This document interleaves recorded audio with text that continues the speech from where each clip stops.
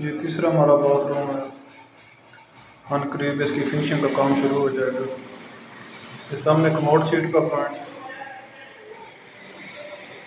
ठीक, दोनों पॉइंट आपको नज़र आ रहे हैं।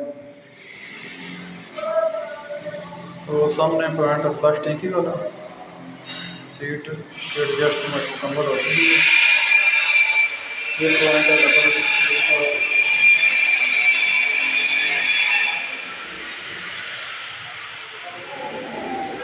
ये शावर मिक्सर के पॉइंट हैं। और जो तीसरा बात है इसकी सामने आपको फ्रेश का पॉइंट नज़र आ रहा है। ये हमारा ये पैर पॉइंट है वेंटी का, यहाँ पे वेंटी फिट हो।